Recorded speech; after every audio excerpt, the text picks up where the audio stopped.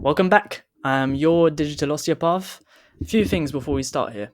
I woke up maybe an hour and a bit ago. I've got a lecture in 26 minutes.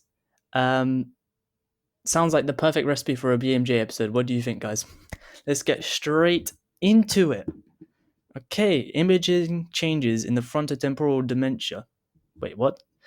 Oh, in frontal temporal dementia start initially in which parts of the brain? Corpus callosum is that part in between the two hemispheres of the brain.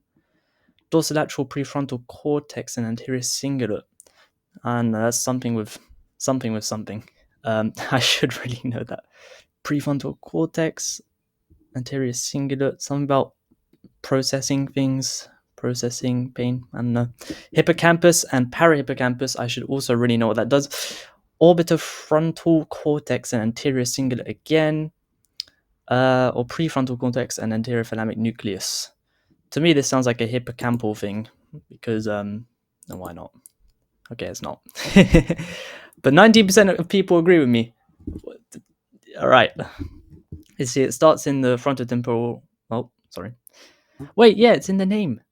Oh my word. I should have really thought about that. 74-year-old man comes to the clinic with his wife. He has been suffering from increasingly frequent falls and has now marked problems with his mobility. Past history of note includes an inferior myocardial infarction or heart attack and a TIA, a mini stroke as they call it, a few years earlier. He has also suffered from 2 episodes of urinary retention and is now an indwelling catheter. I'm pretty sure we literally did this question last episode, and that is pretty mind-blowing. Which is the following most likely diagnosis?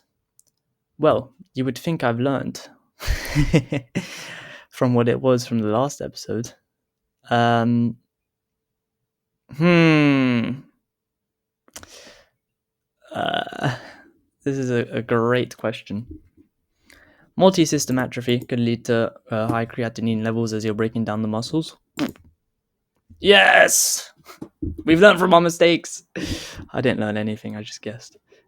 A 72-year-old woman comes to the ER emergency department. She takes warfarin, a blood thinner, an anticoagulant for chronic and atrial fibrillation. It explained it. Wow, that's so kind for us. And is usually on a stable warfarin dose of 5 milligrams every morning. She's had a number of trips to the GP over the past few weeks for management of her hypertension, a respiratory tract infection, and for treatment of depression. On examination, her blood pressure is pretty much the exact same as the guy before her. Her pulse is 80 and regular, which is fine.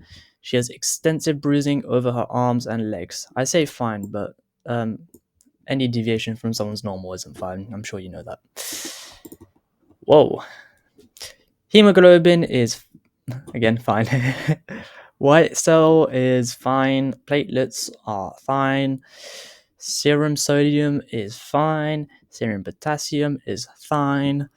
Creatinine is fine. INR is high. What's INR? I don't know. Which of the following medications is most likely to have caused an increase in propensity to bruising? I assume that means like the this morning, guys. the easiness of bruising. Zithromycin is an antibacterial, I think. And she should be taking some for a respiratory tract infection, in theory. And which one would cause a likelihood of bruising?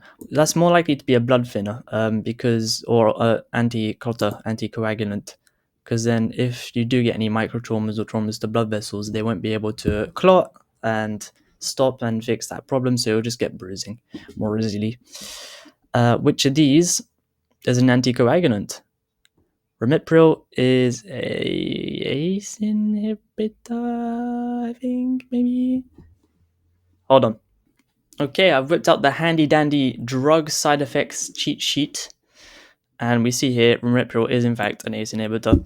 Guys, what can I say? But it wouldn't cause, by the looks of it, any bruising, so can't be that. I feel like digoxin, maybe. I don't know what fluoxetine is. I should really be googling these, but considering we're on a time limit here, although I'm doing good for time, we're just gonna go for a guess. Digoxing.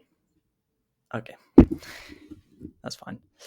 It's an enzyme inhibitor, which may lead to anticoagulation or changes to the anticoagulation effect of warfarin. So it's a drug interaction, and we got a nice little link here for drug interactions. A 67-year-old man with known COPD presents with worsening shortness of breath, I don't know how to pronounce this word, lethargy, and confusion. His oxygen saturation is 89, which is really quite low. Anything below 98 is a bit suspicious. Initial blood gases reveal partial pressure of carbon dioxide of 7, which is high, and a pH of 7.32, which is low, which means it's more acidic, which means this high carbon dioxide is probably causing some acidosis, indicating a hypercapnic respiratory failure with acidosis. Hypercapnia, I forget, something with breathing. Let's just Google it quickly. Hypercapnia. It's high levels of carbon dioxide in the blood. There we go, right there. So yeah, my suspicions are confirmed. They are. This man is hypercapnic. This isn't really in my field, but if we're thinking about this sort of high partial pressure of carbon dioxide causing acidosis, we're thinking about that shift of the oxygen curve. So the hemoglobin will be less likely to bind with oxygen, essentially. So you'll have lower saturation of oxygen. And what do you need oxygen for? Well, a lot of stuff, including just making energy, and your cells will all starve and they will die. They'll become hypoxic, low oxygen. And you can see that the pH of their blood is already getting more acidic. It's already going to start denaturing enzymes and annoying some bacterias. So to avoid that, what do we want to do? Let's start non-invasive. Always go non-invasive first. Okay. A 40-year-old woman presents with a year history of Raynaud's phenomenon. There's a difference between Raynaud's syndrome and Raynaud's phenomenon. On examination, she has sclerodactyly and synovitis, inflammation of the synovium or synovial membranes in her small hands and joints. Her ESR, which is a inflammatory marker, is double what it should be at the most. And her ANA, anti-nuclear antibody, is positive, and rheumatoid factor is negative. All right. Differential diagnoses: hard skin, synovitis, inflammatory markers high, ANA is high, rheumatoid factor is negative. Rheumatoid factor is kind of like it's useful for some stuff, but rheumatoid arthritis itself can be negative or positive. So we're thinking high ANA, SLE, lupus, systemic lupus erythematosus, maybe. The thick skin, scleroderma, which is also a rheumatological condition. What else? Butterfly rash here is referring to the SLE, the lupus. Anterior uveitis, so inflammation of the eyes, basically making them itchy or dry. That can be consistent with a lot of rheumatoid conditions. Erosive joint disease, I don't even know what that means. But I assume that's probably joint arthritis. Yeah. Erythema nodosum, oof. Nodes of red. Or malabsorption in the gut, which would also be consistent with a few rheumatoid conditions. I don't know where to go with this. I'm thinking the sclerodactyly is probably more consistent with like a scleroderma, or if in doubt, go lupus, because lupus does everything. So I don't know, maybe anterior uveitis Or would that be more consistent with something like a late stage rheumatoid arthritis or can't see, can't climb up a tree, reactive arthritis, where your body attacks itself following a sort of a big event, an infection or something similar to that? Well, there's synovitis. What could be worse than synovitis? Eroding the joints. Okay, it was malabsorption. So it is systemic sclerosis. That's what I meant. What's scleroderma? Are they different things? General term for the disease causing harm in the skin. Oh. Oopsie. I guess I was right then, but I just wasn't specific. A lot of really cool stuff to read there, but we're on a timer. Look, 14 minutes have gone by. 15! A 24-year-old female presents with a 48-hour history of vomiting and epigastric pain. She has vomited over 10 times in the last day. That's a lot of times. There is no history of diarrhea, and the presumed diagnosis is viral gastroenteritis. What is the most likely picture of her acid-base result? Okay. Respiratory alkalosis, I think, is from hyperventilation.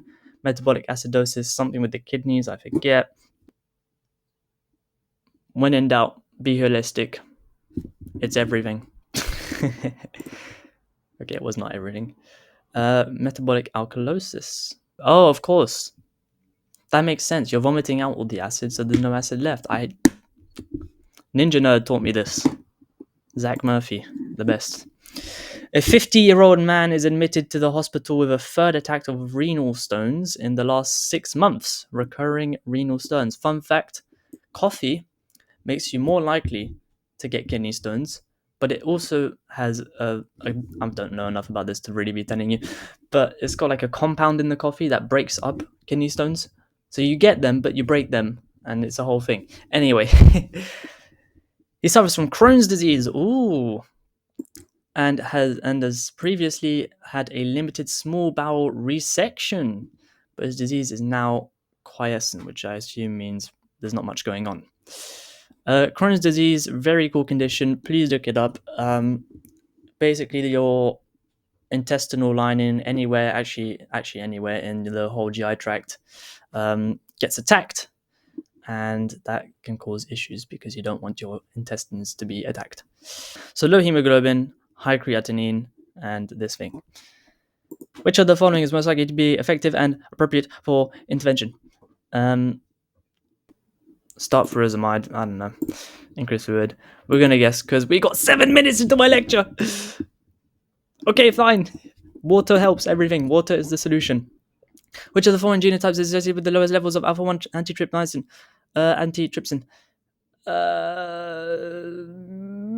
It's obviously PIMS. It's always PIMS. No, it was PIS. What is this? Options. Okay. A 60-year-old woman with 10-year history of rheumatoid arthritis presents with worsening pain and deformity in her right wrist. She's got RA for 10 years in her right wrist, and it's getting pretty bad. Despite optimal medical management, she reports difficulty performing daily tasks. So she's getting medical management, but it's not helping, such as writing and gripping objects. On examination, it reveals a significant joint deformity and reduced range of motion in her right wrist. Fine. Previous treatments have included methotrexate and biological DMARDs, but her symptoms continue to progress. They usually recommend a biological plus a non-biological like methotrexate. DMARD is disease-modifying anti-rheumatic drug, which can have pretty bad effects on your body, but you need it. What is the most appropriate next step in managing her condition? Continue basically the same thing. Start a course of high-dose glucocorticoids. Refer for a specialist surgical opinion for possible joint replacement, potentially. Increase the dose of methotrexate and add a second. I think it's add a second. And then you start considering these other things.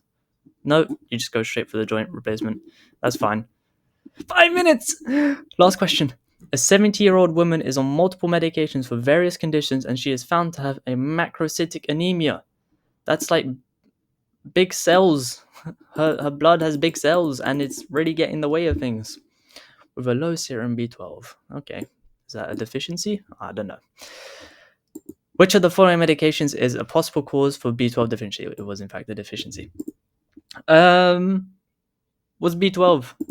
Worry not, I have a sheet for this. Guys, here's my vitamin cheat sheet. B12, meat, fish, dairy, red blood count, DNA, nerves, and energy. But what is it? I didn't write what it was. Here's some issues you can get and symptoms. Where is it here? Anyway, which of the medications would cause that? I don't know. Amiodarone. I need to actually figure out what that is. I really should know. Ezetimibe. I've never heard of that. Ezetimibe. I don't know. Metformin. We know about metformin. Actually, I don't know anything about metformin. I should really do something about that. Nicotinic acid. That sounds like smoking. So sodium valproate. I have also heard of this. Smokers, diabetics have every issue in the world. Therefore, nicotine. It was metformin. This is actually really useful to know. Metformin can cause B12 deficiencies, and which can then cause macrocytic anemia. Well, I hope you learned something. We got we got less than last week. 20%, 2 out of 10. However, it's about the fun along the way, and it's about the learning. And if you manage to learn something like I did, that is great. I have a lecture now. Goodbye.